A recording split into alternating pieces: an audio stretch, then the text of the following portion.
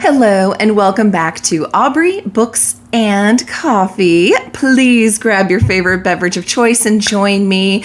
It's the last day of October, so happy Halloween, everybody. And I hope you have a spooktacular time and that you're safe out there if you're going to go trick-or-treating or handing out candy like we are.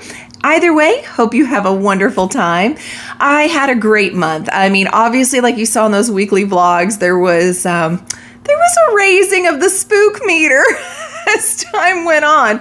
Some movies were complete misses, and some were actually pretty scary, and some of them were more heartwarming than I would have actually expected from a horror.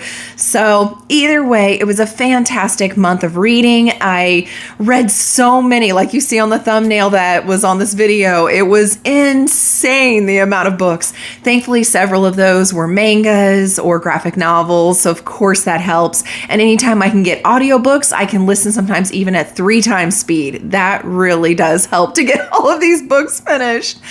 So I want to review them for you. Most of these aren't going to be a surprise at all because if you watch the weekly vlogs, you're going to already kind of know what my star rating was. But I still want to be faithfully giving a wrap up, especially for those who don't want to watch those weekly vlogs. So here we go. First, I finished Pandora Hearts Volume 1.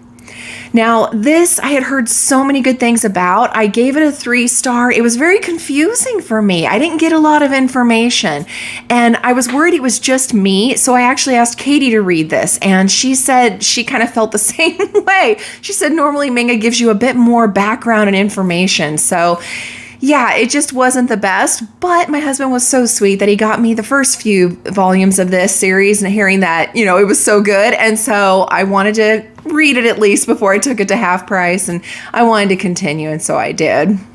But the next one I finished was Sign Here.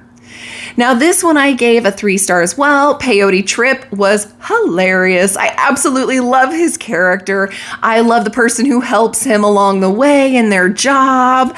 I thought it was a great dynamic between the two of them, and it was such an enjoyable ride. Now, every time we would bounce into the viewpoints of the family, I was kind of confused. Like, this is kind of a drag. I really don't like this storyline as much as Peyote's, but they do tie it all together. You do see why you followed them.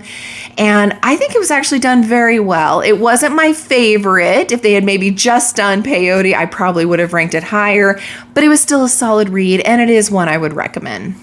Then I finished Pandora Heart Volume 2. So like I said, I wanted to continue it. I thought maybe with the second one, I'd get a little bit more information. You kind of do, but it's really slow, really strange, and you still don't know exactly what's going on. And so for me, it just was kind of a miss. And so at that point, I went ahead and gave it a 2-star, and Katie felt the same way. So it wasn't just me. And I don't know what to tell you about this, guys. It was just a miss for me, unfortunately. The next one I finished was Gone Tonight. Now, this one I gave a 3-star. It was really good. It was really sweet between the mother and the daughter, and both of them thinking they know the other one better than they actually do. I mean, how well do we really know people, right? Only what they'll share with us. But it was really sweet, and I really enjoyed seeing their relationship. I enjoyed seeing the growth. There is some trigger warnings in here, and the abuse and stuff is very chilling, so just prepare yourself on that. But it was a very good read. Then I finished Blanky. I gave this one a 2-star. It started out so good. I mean, even the description on the back was so scary. And I started reading it, and sure enough, it was jumping right in there. And it's a small book. It's like not even 100 pages. So I really thought this was just going to be the best short story ever. Instead, the author decided to throw in like 3 horror tropes in here, and it just wasn't long enough to do that. So because of that, some of the ideas felt rushed. They weren't very flushed out. Sometimes it didn't really make sense. I mean, what kind of horror am I reading here? And so I just couldn't get on board by the end. And at the end, I really didn't like it. So not recommending it to anybody, unfortunately, because it started out so good. Then I finished House of Cotton. This one I gave a 3-star. It's well written. It's just not what I thought it was going to be. Again, I thought it was very quirky with being a model at a funeral home. Like, that is so bizarre. And her sense of humor and sarcastic wit, I thought this was going to be a great ride. Unfortunately, instead of any kind of actual scary or horror, it's more sad and disturbing, and there's just a lot of sex. Like, that's all it seems to happen. It seems like she's dropping drawer all the time, and no judgment. I mean, you do you, but it's not what I thought I was reading. So it just kind of fell flat for me and wasn't the kind of book I was hoping to read, especially in October. Then I finished Gallows Hill. This I gave a 4-star, but I only gave it a 4-star because I will not reread a horror. Like, it has to be a very specific kind of horror for me to feel like I would ever reread it. This one had me so scared. If you watch the vlog, it's the one that jumped that spook meter right on up.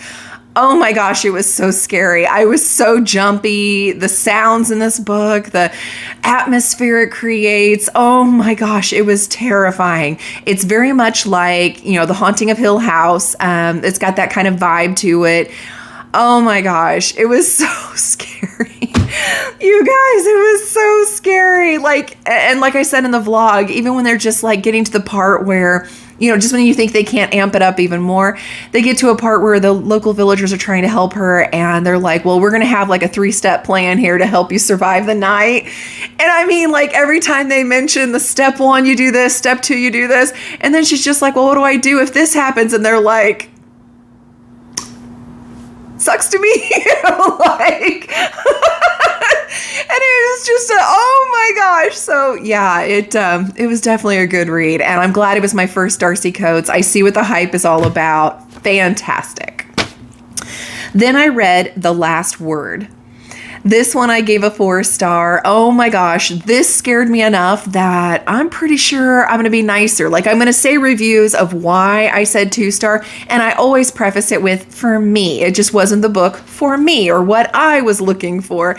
I am never going to say that an author did a terrible job. I'm just not going to. For one thing, that would be kind of rude because it isn't easy to make a book at all, okay? Just the writing process alone of coming up with 50 to 100,000 words. Then you have to edit those words like 8 times before that finally gets published, and you have to decide a book cover and blurbs and all the things. It is not easy to get a book out there. So all of that, plus this book now making me terrified about authors chasing you if you give a bad review, equals I'm going to be nice. And I highly encourage you guys to do the same. But it was good. And there were some twists and turns, and one that I didn't see coming. So that's also kind of nice. Then I finished In a Dark, Dark Wood. This I gave a 3-star. It's very fast paced. I enjoyed the relationship between, some of the women that were there at that bachelorette party. It's kind of dark. I mean, and I don't mean just because it's in the woods. I mean, like, it's mentally dark. I knew how it was going to end. Like, I totally saw it coming, and I'm betting you will too, but it's worth the ride. If you just want a good horror, you'll like this. Then I read Sheets. This I gave a 3-star. It was cute. I mean, with that cover, you know what you're going to get. You know it's not going to be super serious. There is a little bit of sad moments in it, but it's very sweet. It's a little on the slow side, so don't expect anything huge and dramatic and amazing plot. It's exactly what you think it's going to be by just looking at the cover. So just go into it with that and just enjoy a nice, kind of cozy horror. Then I read Masters of Death. Sadly, I gave this a 2-star. I wanted to like it so much. Like I said in the weekly vlog, I just came off of reading her book that was like a Romeo and Juliet retelling, and I loved it. I loved it so much. It's on my shelf. Unfortunately, this was a miss for me. Again, it started out so good. I love the premise of a real estate agent who's also a vampire and trying to sell a haunted house. I mean, that sounds hysterical. So I was all excited. I was all in. And then they threw in more stuff. And I'm not trying to be mean about it. It's just, it feels almost like sometimes she overcomplicates her books. If you liked the Atlas Paradox, then you'll probably like this. I liked the Atlas 6. I thought the Atlas Paradox was way too complicated and convoluted. And that's what I felt like happened here. I felt like it was more like the Atlas Paradox. But if you really enjoyed it, I think this is the book for you and you'll like the way it goes. It just wasn't for me. So no judgments. Pick it up if you want to and let me know below. Next, I read Hidden Pictures. This one I gave a 3-star. It was good. It wasn't anything earth-shattering. I knew where they were going to go with it. You can kind of see it coming.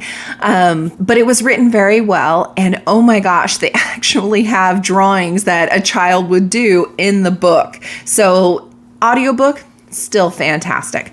But if you really want to get spooked and enjoy that ride, get the physical copy, even if it's from the library, just so you can flip through and see those pictures. I put a couple of them on the weekly vlog. So creepy, you guys. That a young child is drawing these is just beyond disturbing.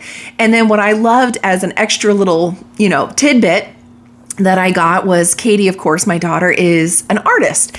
And so she's looking at these and she's like, yeah, that's creepy. And then when she gets towards the back, she's like, no, there is no possible way a child drew this. And it's like, but it was so good. So I recommend it. Pick it up. It's a good ride. Then I finished Lock the Doors. Now for this one, I gave it a 3-star. More than horror, it's actually just kind of a sad thing that could totally happen. And you see it coming and it's just heartbreaking. So don't go into this expecting supernatural. You won't get that. It's something that, scarily enough, happens a lot in our world, especially in the US. So just kind of prepare yourself for that. Then I finished Wait Till Helen Comes. Now this one I gave a 3-star. It's actually a movie now, I believe on Netflix. I apologize if that's wrong. And basically it's like your typical kind of ghost story, but it also involves children who have a guilty conscience about something. And so, yeah, it was just kind of an interesting little twist in it. It's written YA, so expect it to be YA level, but it was okay. I enjoyed it. I wouldn't reread it, but I enjoyed it. Then I finished Tokyo Ghoul. This one I gave it a 2-star. It was weird, like really weird. And the science behind it was so like, you have to think like Marvel movies and DC where they have, gamma radiation turns them or they're bit by spiders or something crazy like that. You're going to have to just accept that. And so when they say, oh, well, you're part ghoul now because of this, you have to be willing to completely get rid of reality and go, oh, yeah, that makes total sense. So, and beyond that, it was just slow. It was very, very slow. And so for me, not really interested in continuing the series. I'm not against it. I'm not mad at it, but it just wasn't written for me. Then I finished House of Hollow. Now, this was our book club pick for the month, and I'm so glad it was. It was a 4-star. I love the relationship between the sisters and their mother and just all the things. And there were so many kind of like, is it or isn't it kind of back and forth. We all had all these theories, and a couple of them we actually were accurate on, and a couple we weren't, but it was really good. And then the ending was really sweet, and I think all of us just enjoyed that ride, and I highly recommend this book. Then I finished Hooky. I gave this a 3-star. It's got 12-year-old twins. It feels a little bit like Harry Potter-esque. They miss their bus, and so they basically, go to their aunt's house because they can't go back home. The parents would be mad. And at the aunt's house, she's just kind of like a horrible, what's the word I'm looking for? Like she's horrible. And she's like, you will do this. She's like a dictator. You will do this. And so they're like, well, we'll run whatever errands she says we need to run. And when they do that to try to make her happier, they actually start to meet other people. And some of these people they meet are like, hey, we'll train you how to be good witches. And there's lots of crazy drama. And meanwhile, there's a princess who wants to find a missing prince. And I know things you wouldn't think would be in this book are in here. And they just kind of threw everything in the kitchen sink in it. And there's some cute moments, but it again is really slow in places. So that's why it only got a 3-star. And I don't think I'm going to continue the series. But I would say if you're okay with a real slow, graphic novel and you want something that's kind of Harry Potter light, then you should check that one out. Then I finished The Undertaking of Heart and Mercy.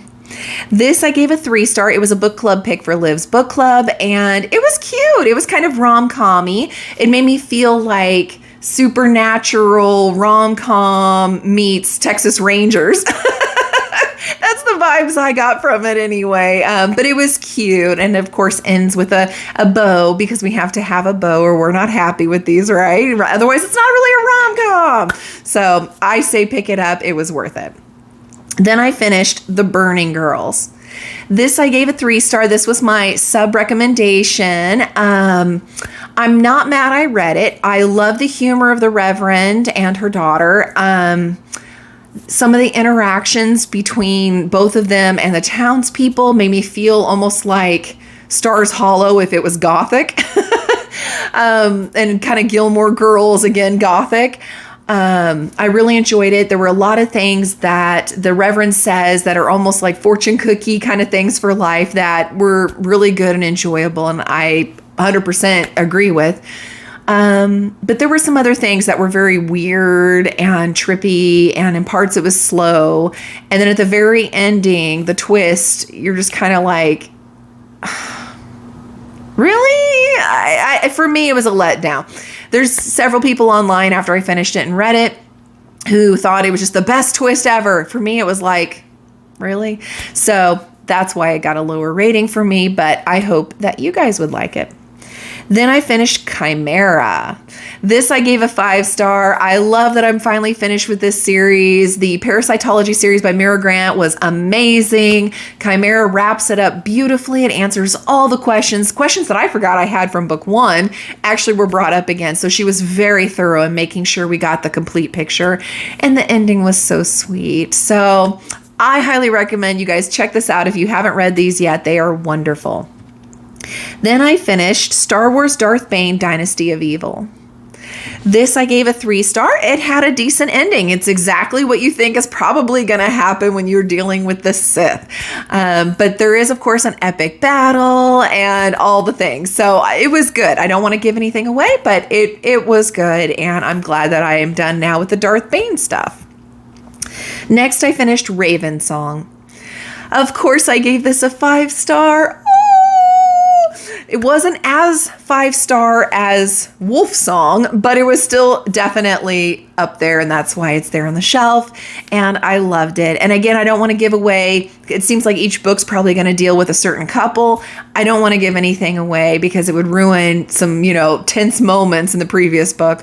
But it was sweet. And then there's something really bad that happens. So I'm guessing in every book we're going to have something really bad.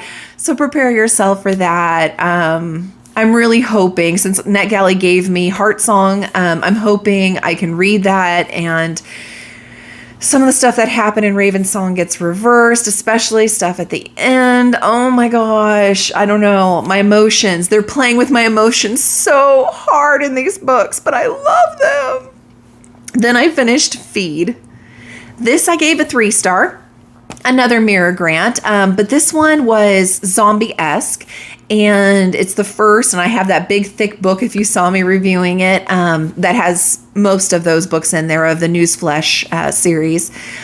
I do plan on continuing the series. I have to say, though, the best part for me of this book was the sister and the brother's relationship. I appreciated looking at a world trying to come to terms with zombies just are a part of our life now. And so, how do you move on that doesn't just have you constantly in a state of, the end times, the constant apocalypse. And so I appreciated that. I appreciated the humor and the wit that Mira Grant always brings to her books and the science she puts behind it. But it was really kind of slow in places, and some of the stuff felt like there was a whole lot of dialogue for very little plot movement. And so for me, it felt like this was a novel she wrote prior to Parasitology. The two felt very, very similar. They were even laid out very similar with quotes before chapters and things like that. So I almost wonder if this wasn't her precursor to Parasitology and she just chose in Parasitology to do the worm versus zombie. But they feel very, very similar. So I'm not mad I read it, but I kind of like Parasitology better, I think. Then I read The Lights of Prague. Now, this was a book club pick for Kim's book club. The writing style and voice in this feels a lot like a V.E. Schwab book. So if you really like V.E. Schwab, I think you would like this a lot. If she's not your cup of tea, then you may want to avoid this. It was good. I thought it was good. It's about vampires. It's about the lamplighters who, deal with these supernatural people to try to protect humans. And it's, of course, about one falling in love with the other and what happens when that happens. And so it's really good. There's a main female protagonist in this, and I love her. I don't want to give anything away, so I won't say names or anything, but she made the book for me. If she wasn't in this and in this the whole time, I would not have read this book. The voice was just a little more literary than I normally read. So, but it was good. And I do recommend it for others, and especially for the Halloween season. It was nice to read it. Then I finished Delicates. Sorry, I couldn't read my handwriting. There were so many. I have to write them down. I finished Delicates. This was the second book after Sheets. It was actually a bit darker than Sheets was. I didn't expect it. There's a girl on the cover, and she's got a camera, and it's a lot about her and her struggles and befriending the main, protagonist from the first one and things like that. It's really sweet. I actually enjoyed this one more. That's why I got a 4-star when Sheets got 3. Do look up trigger warnings, though, just in case. Okay, that's all I'm going to say. It was good, though. I enjoyed it, and the ending was really sweet. Then I finished Marked. This I gave a 3-star. I love the academia setting. I love the friends getting together and supporting each other. I love a good story of, the main character being a female strong lead, and she's kind of like trying to figure it out. So it kind of explains to us what's going on and what the magic system is and everything, mixed with the fact that, she's blessed with all these extra abilities that she doesn't even know how to control. And it was so good. There's bullies in there. And of course there's a love interest, and it was good. It was really good. Then I finished Delicious Monsters. This I gave a 4-star. I was surprised how much I did end up liking it. It was very thick. It has dual timelines going on. It's got a mother and daughter who go to this house, and then it's got a podcaster who has problems with her mother that goes to this house to see what happened to the initial two. Again, look up trigger warnings. You find out a lot of the history of the mom and what happened when she lived there when she was younger. And her daughter, we know from the back of the book, so it's not a spoiler, can see ghosts. So there's some things with that too. And there's just almost like a supernatural feel to the house itself. So it's really good. There's a lot of jump moments. There's a lot of the feels. And there's a lot of talking about why aren't we supporting finding out what happens to Black women more. So, and I'm all about that. I love that. So definitely go check it out. Highly recommend this book. Not one I would reread, because I don't like horror, but it is really, really good. Then I finished Rolling in the Deep. This I gave 3 stars. I actually liked Mira Grant's Into the Drowning Deep better, which this is a prequel for. And like I said in the vlog, make sure that you read Into the Drowning Deep first and then do this prequel. That is in the order that she wrote them. The Rolling in the Deep gives us a deeper look into what happened to that first ship that we are hearing about, Into the Drowning Deep. And so the reason I say do the order that it was published is because Into the Drowning Deep gives you kind of a surprise reveal at the end that is mentioned in this prequel, which it makes total sense that she would. You would need that in both books for sure. But for me, the way it was revealed Into the Drowning Deep was and was really, really good and added to the story. In Rolling in the Deep, it's an offhand comment that you would probably go, what? On, and it would spoil the ending then of Into the Drowning Deep. So definitely go in that order, but I love, love, love it. These are great books. You need to pick them up. Then I finished My Roommate is a Vampire. And this one I gave a 3-star. It's a rom-com. It's what you would expect.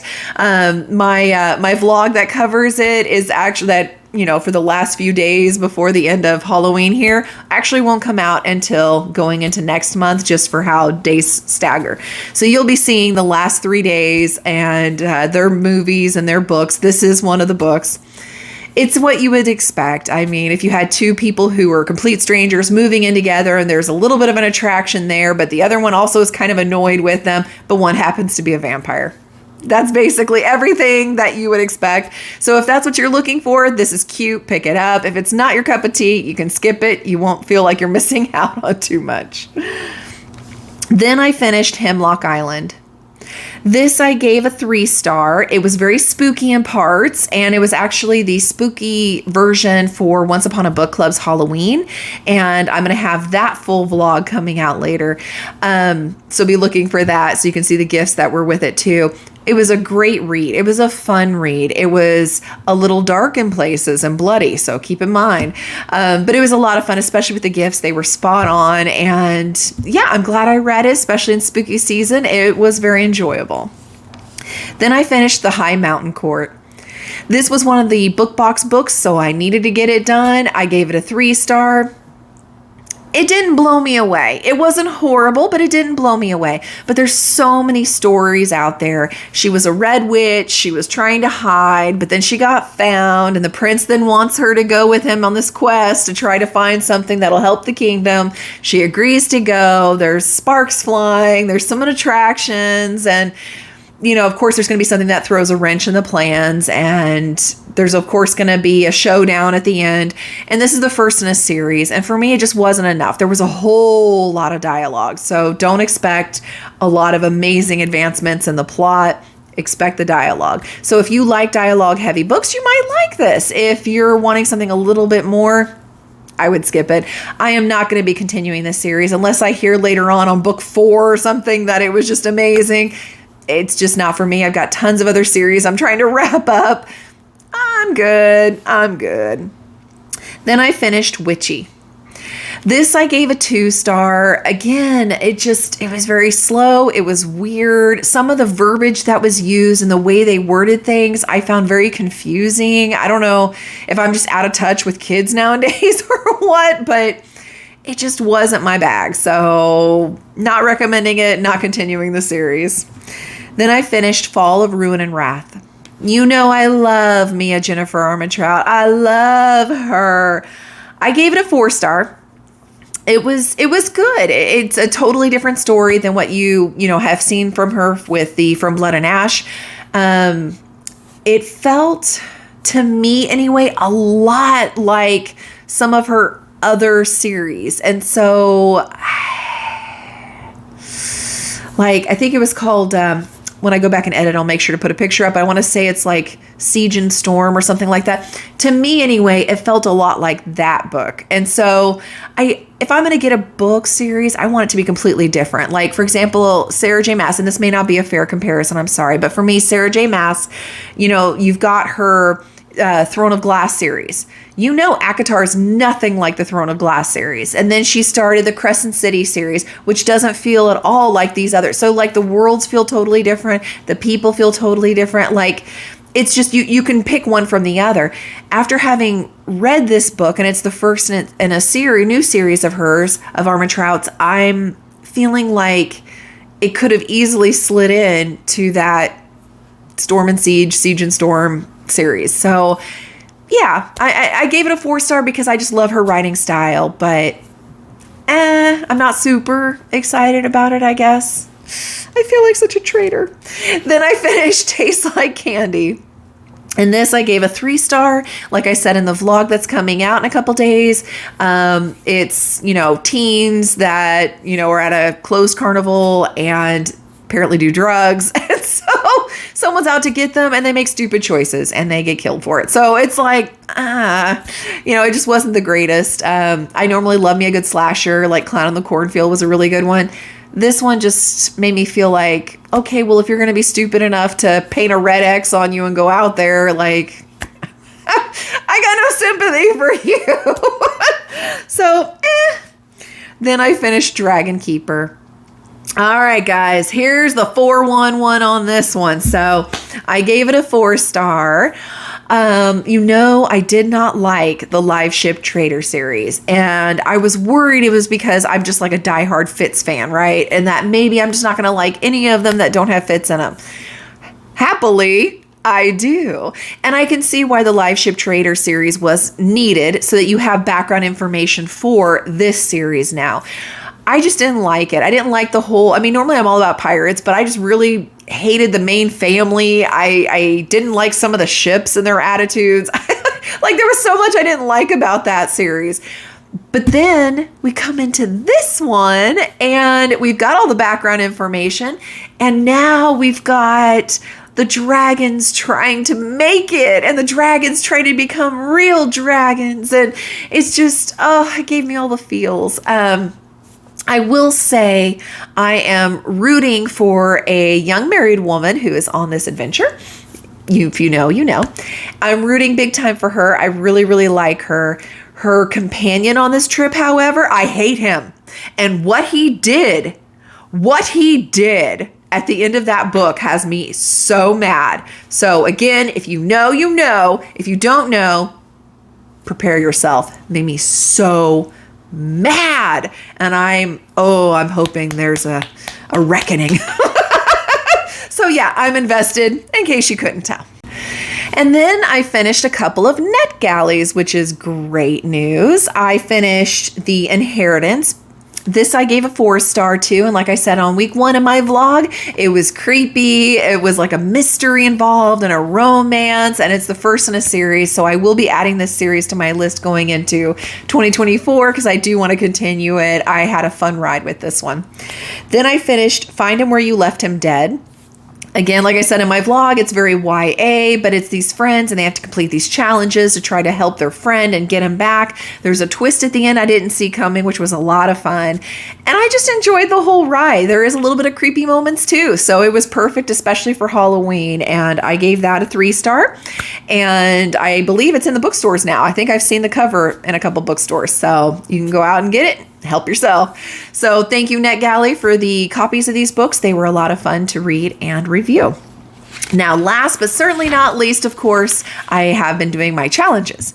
And so for the Nesta, I am down to 246 steps left. Woo! Pretty sure I can finish that next month. For Lord of the Rings, I'm down to 368 miles. That one's been a bit tougher to whittle down, so we'll see. Still hoping to finish by the end of the year.